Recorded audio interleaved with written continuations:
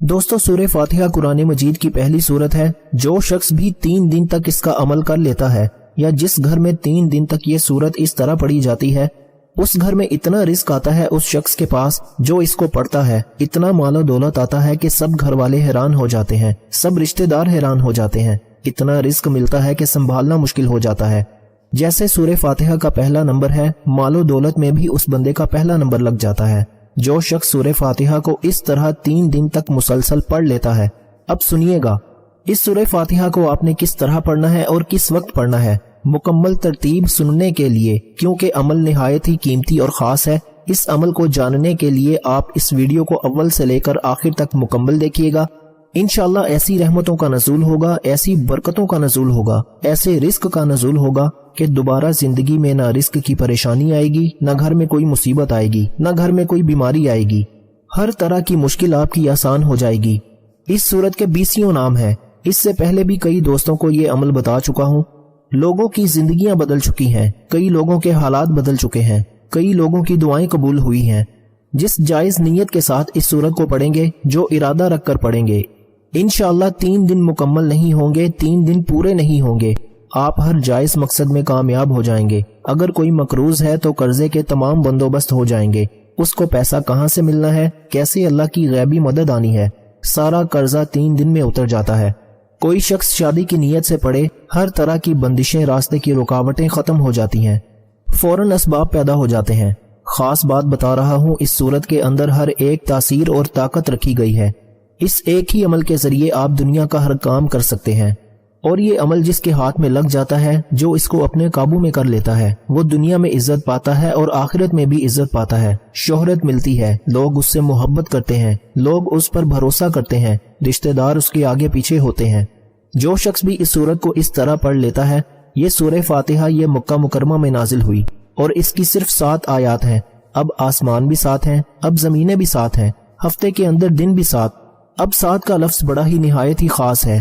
خانہ کعبہ کے چکر بھی 7، یعنی کہ جو طواف کیا جاتا ہے اس کے 7 چکر ہیں خانہ کعبہ کے بھی۔ اسی طرح اس کی اور بھی بڑی چیزیں ہیں، اب میں ان کی طرف نہیں بڑھتا، عمل کی طرف لے جانا چاہتا ہوں۔ البتہ اس کے اندر بہت زیادہ حکمتیں چھپی ہوئی ہیں، وہ ساری حکمتیں آپ کے سامنے بیان کروں تو وقت بہت چاہیے۔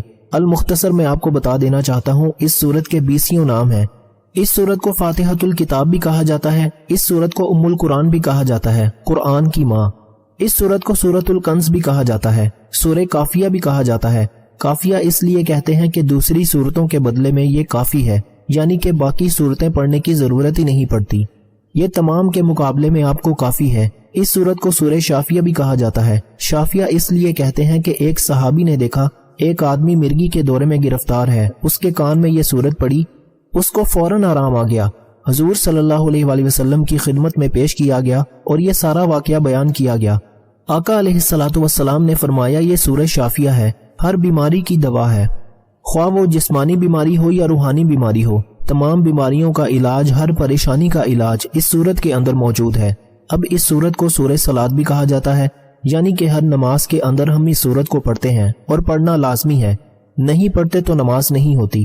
اس سورت کو سورہ سوال بھی کہا جاتا ہے، اس لیے کہ اس میں بندہ اللہ تعالیٰ کی بارگاہ میں دعا مانگتا ہے، اور اس میں دعا مانگنے کا طریقہ ہے الحمدللہ رب العالمین، تمام تعریفیں اللہ رب العالمین کے لیے، تمام حمد اللہ تعالیٰ کی ہے۔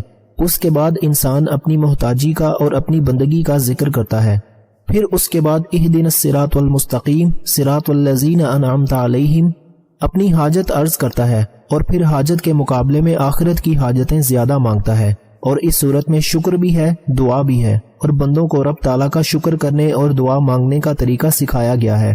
تو جو اس صورت کو پڑھتا ہے اس کی ہر دعا قبول ہونا شروع ہو جاتی ہے، وہ رب کی بارگاہ سے جو مانگتا ہے اس کو فوراً عطا کر دیا جاتا ہے۔ الغرض میں آپ کو بتا دوں، اس صورت میں صرف 7 آیات ہیں، 27 کلمے ہیں، 140 حروف ہیں، اس میں کوئی آیت ناسخ یا منسوخ نہیں ہے، اور یہ ایسی صورت ہے کہ جس کی جتنی تعریف کی جائے، اس کا جتنی برکتیں بیان کی جائیں، وہ ساری کی ساری کم ہیں۔ اس کی شان اور عظمت بہت بلند و بالا ہے۔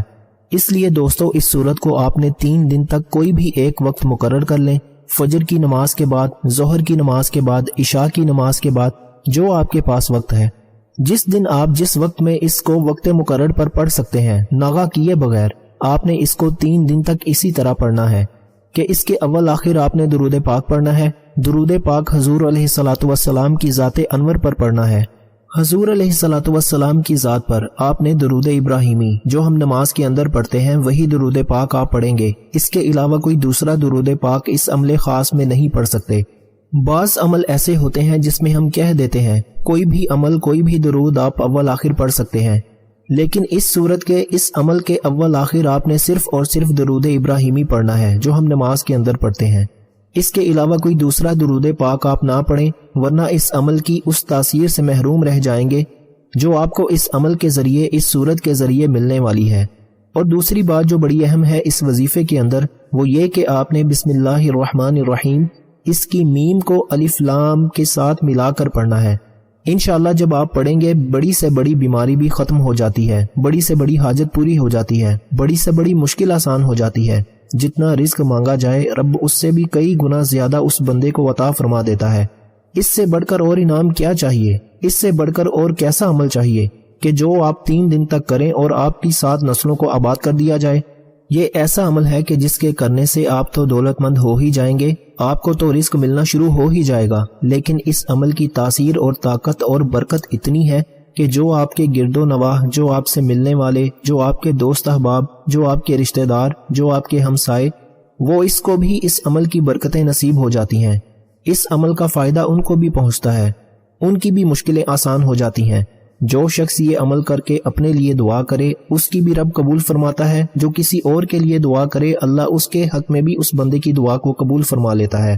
اب یہاں میں ایک بات کہنا چاہتا ہوں کہ جو شخص بھی یہ چاہتا ہے کہ ہم اس کے لیے دعا کریں اور اس عمل کی اس کو اجازت خاص مل جائے اور اس کو اس عمل سے مکمل فائدہ حاصل ہو، وہ 100 مرتبہ درود ابراہیمی پڑھ کر ہمارے مل کر دے، انشاءاللہ جو بھی اس کے وظائف کے اندر رکاوٹ ہوگی اللہ تعالیٰ ختم فرما دے گا۔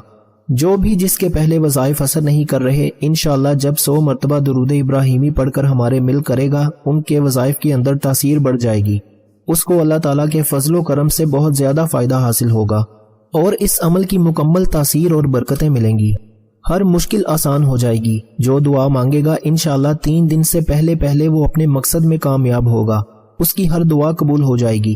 اب آپ نے اول آخر 11 مرتبہ درود پاک پڑھنا ہے۔